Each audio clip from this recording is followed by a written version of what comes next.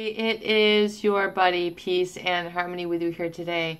And we're zooming in and focusing in on a very important topic that I think it really comes to have really profound bearing on healing when you are looking at issues of emotional abandonment, attachment disorders, feeling that you have been betrayed by a covert narcissist, a psychopath, or even a borderline individual. Someone who has left you high and dry or bare and cold, feeling that you have been just duped and this person is just ho-humming along. Perhaps this have gone on for weeks, months, or years, or even decades, and you're now in a disparaging state. You're wondering how to rebuild. Well, number one, really realize that one of the most important concepts of healing is being grounded. And realize also that, as M. Scott Peck says, really the lies are the root of most mental pathologies. I'll say that again because it's so important. Lies or lying is the root of most mental pathologies. He even goes as far to say it's the root of all mental pathologies. But when we look at covert narcissist or psychopathy, they are really tinged, that entire character disorder is tinged with the propensity for pathological lying. In other words, putting on a facade, a mask, pretending to be something other than which they are. And that they oftentimes use this to manipulate and control other people, have power over other people, and then basically through the law of reciprocity in the mirror neurons, it causes one to temporarily be in a state where they are living a lie or not true to themselves.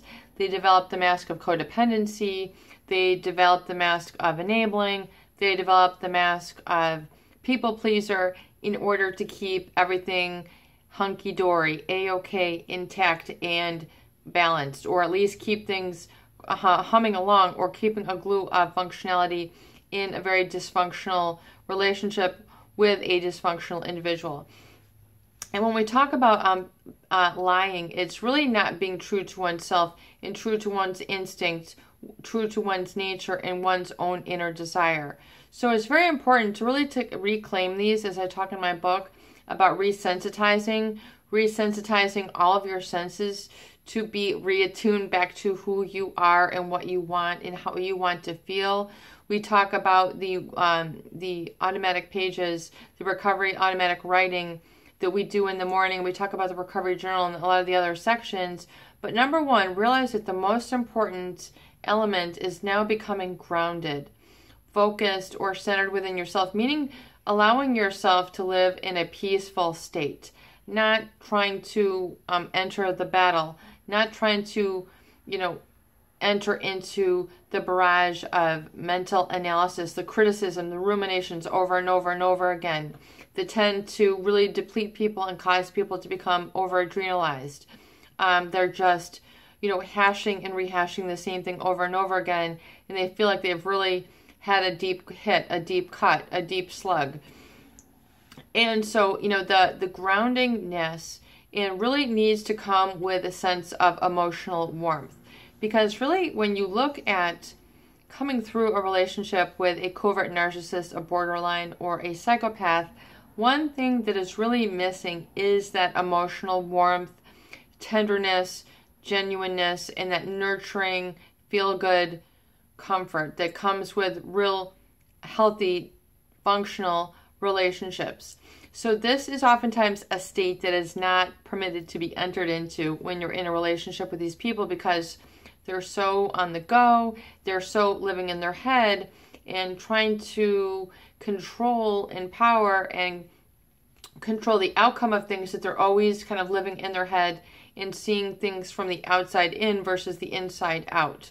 These are the people who have, really large dining rooms and, you're sitting, 10 and 15 feet away from them. They're not very intimate. They're not very close. And if you were close, if you were close with this person or intimate, part of you is probably like, well, I'm wondering when this is going to end. Either this is too good to be true, or we haven't made the commitment that we're supposed to by this time. Something is going to happen here. So, one thing you really do need to restore, and I would recommend when we talk about putting all these tools together is really giving yourself some emotional warmth, and getting away from the inner critic, the ruminating, the analyzing. That is done by the prefrontal cortex, the most recent to develop aspect of the mind or the brain, and that is the responsibility for analyzing and criticizing. And analyzing means, what did I do wrong? You're asking all these questions. Why when it's different? Why didn't I see this earlier? Why wasn't I born into a different family? Why did I marry this person? Why did I end up here? Why am I in this community?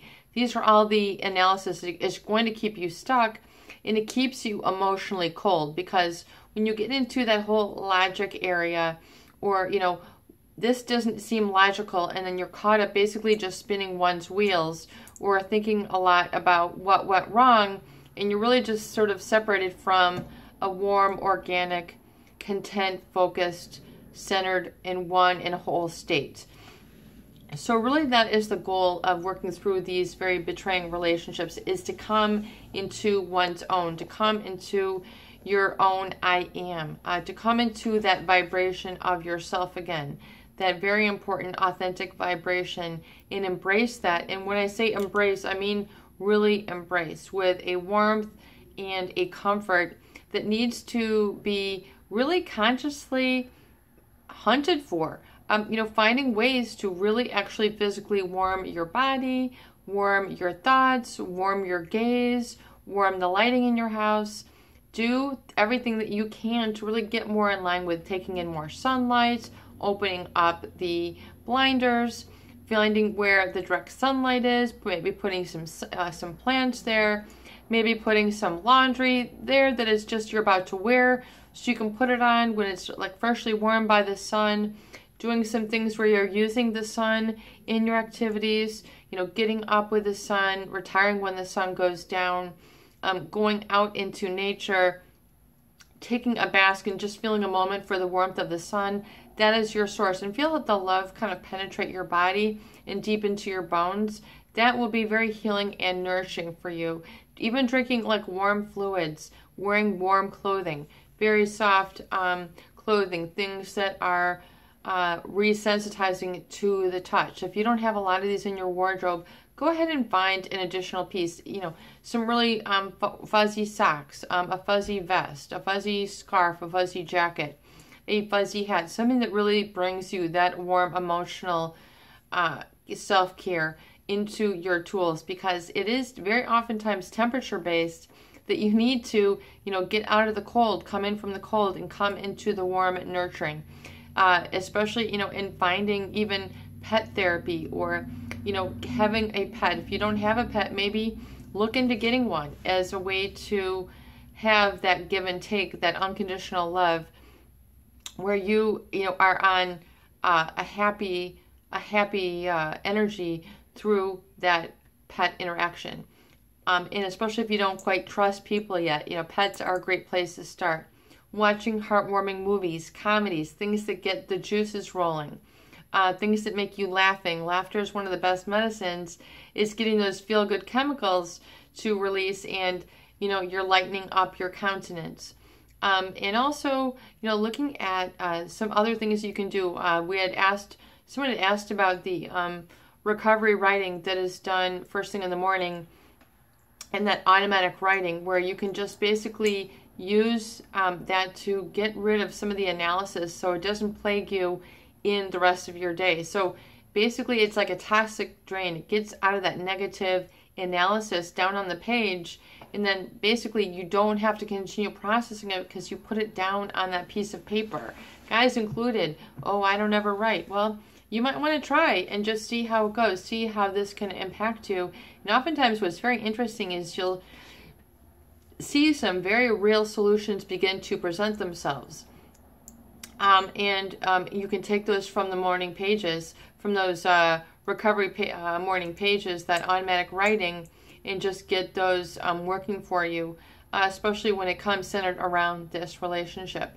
Automatic writing is where it's going to bypass that critical element of your brain first thing in the morning, and it's just where you just spill out. You'd be surprised at all you have to say early in the morning, even though it's nice and quiet.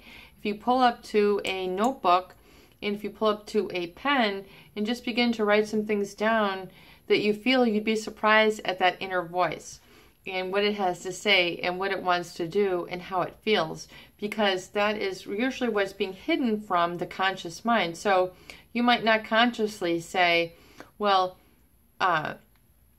I'm really interested in developing a hobby and beginning to do something creative, or I'm really interested in joining a new church group or a new bridge group or a new fishing group, or I'm really interested in bicycling or taking on some more pets. You might not consciously say these things that are positive, but during the recovery pages, the automatic writing pages in the morning where you're just going free flow consciousness, you'd be surprised what you have to say for yourself. Recommendations, directions that you want to take for yourself, things that you feel, things that you think, your own meaning for things, oftentimes can be very heartwarming and give you that sort of consolation that there is something more that is helping to move you and heal you through this than just your critical self.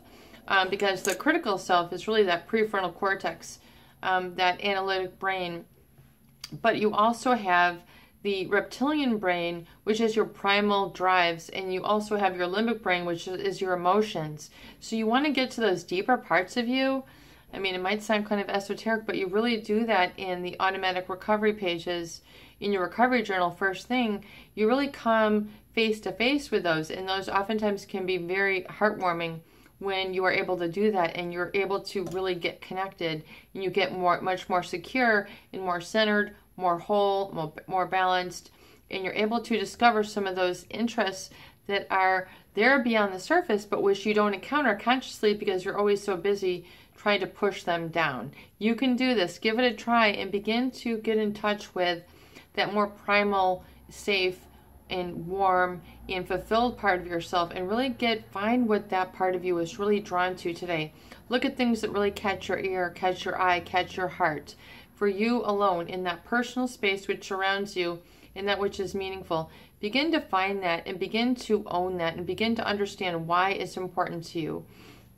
Because once you understand why it's important to you, it'll become have more of a rooted and a stronghold within you, and you'll know why you don't have to give up that which is important to you for the sake of the over-criticizing, because the hypercritical part of you, oftentimes which is encouraged in these manipulative relationships, because if you're always being criticized, you're never good enough and you never get a chance to allow yourself to have what you want to have, want what you want to want, without feeling guilty or limited, or that you're being immoral for some reason, which is not the case.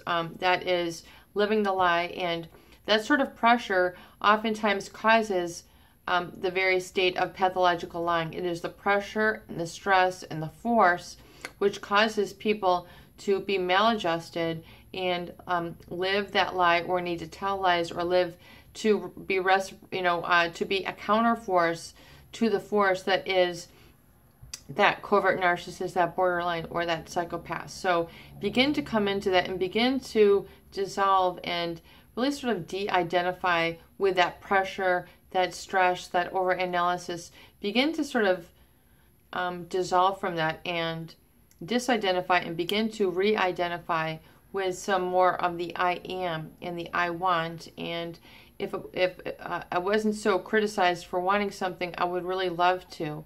And if others didn't think it was so foolish, I would really love to begin. And one of the dreams I've never fulfilled was to become.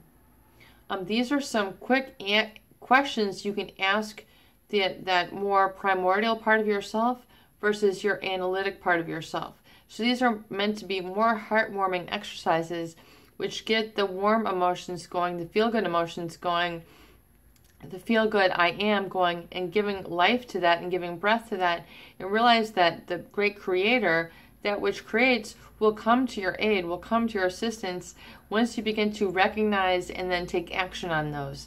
That is paramount. It has to be understood physiologically in your body. It has to come organically through you. And when you do that, you know it's real. You won't doubt it. You have it on paper. I know a lot of people, once they have it, they still doubt it. Do not doubt it. Do not doubt yourself. Take that which you get from those questions and allow yourself just to answer them as quickly as you can, because then you bypass that internal critic, which is trying to keep you back in those self-limiting beliefs, which is keeping you stuck, unhappy, unfulfilled, and unrelating to people.